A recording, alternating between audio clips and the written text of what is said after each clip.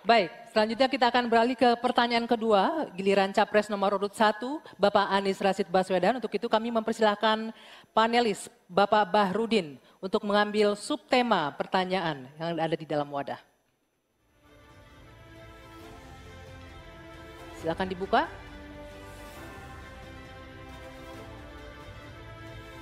Diperlihatkan ke Capres dan moderator.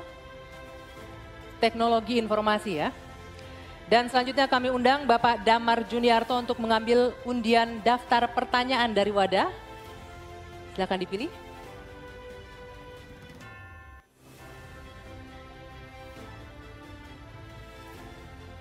Huruf C. Hadirin sekalian dan juga para calon presiden, posisi amplop dalam kondisi disegel sama sekali. Berikut ini kita akan buka bersama. Sekali kami ingatkan kepada calon presiden untuk mendengarkan secara seksama karena kami hanya akan membacakan pertanyaan selama 1 kali.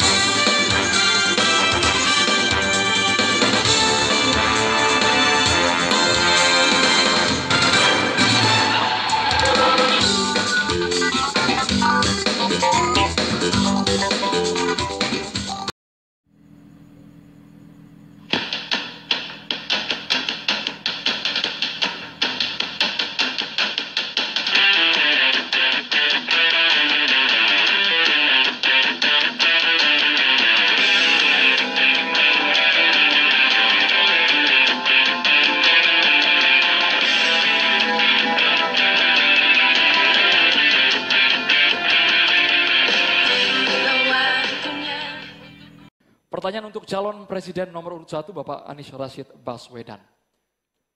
Kedaulatan teknologi informasi Indonesia terancam. Impor ponsel tahun 2023 mencapai 30 triliun rupiah. Padahal untuk membangun pabrik ponsel hanya membutuhkan investasi sekitar setengah triliun rupiah. Pertanyaannya Bapak, apa langkah strategis paslon membangun kedaulatan manufaktur telekomunikasi dan teknologi informasi di Indonesia? Waktu Bapak 2 menit dimulai saat Bapak berbicara.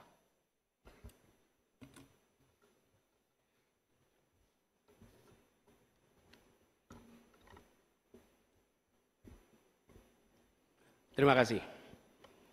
Kita menyaksikan bahwa kemajuan sistem telekomunikasi dan teknologi informasi itu berkembang amat pesat. Karena itu Indonesia tidak boleh ketinggalan.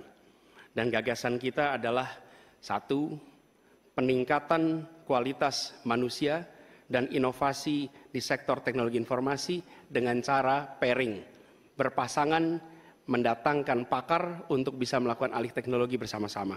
Yang kedua, memprioritaskan investasi yang masuk dalam bentuk investasi padat karya yang didukung dengan perbaikan reformasi birokrasi dan pemberantasan korupsi.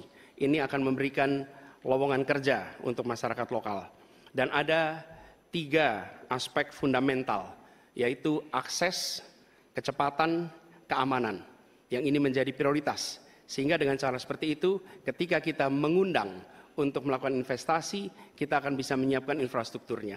Hal yang tidak kalah penting terkait dengan pembangunan ini adalah perlindungan atas hak intelektual yang nanti akan terkait dengan industri manufaktur yang terkait di sini.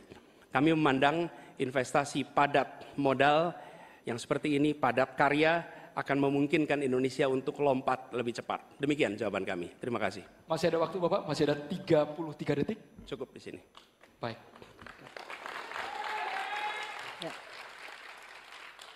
Selanjutnya kami berikan kesempatan kepada calon presiden nomor urut 2, Bapak Prabowo Subianto untuk menanggapi jawaban yang disampaikan oleh Bapak Anies Baswedan.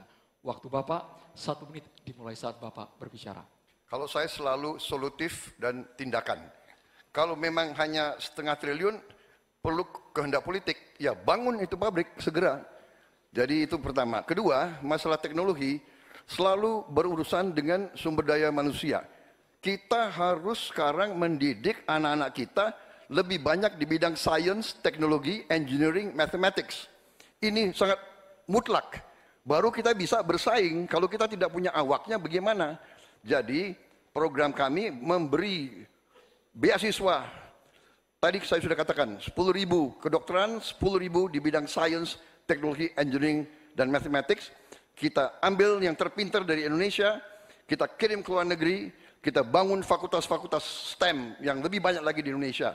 Baru kita rebut teknologi, saudara-saudara. Dan yang penting kehendak politik. Ya bangun pabrik itu. Saya kira itu saja, selesai. Mohon tenang hadirin sekalian. Harap tenang terlebih dahulu. Tolong tenang. Selanjutnya calon presiden nomor urut 3, Bapak Ganjar Pranowo untuk menanggapi atas jawaban yang disampaikan oleh Bapak Anies Rashid Baswedan. Silakan Bapak Ganjar, waktu Bapak 1 menit dimulai saat Bapak berbicara. Kita punya industri swasta untuk gadget. Pabriknya ada di Semarang. Harganya terjangkau, lebih murah.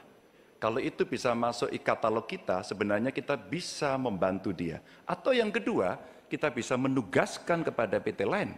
Kalau nggak salah dulu pernah akan dibuat ini.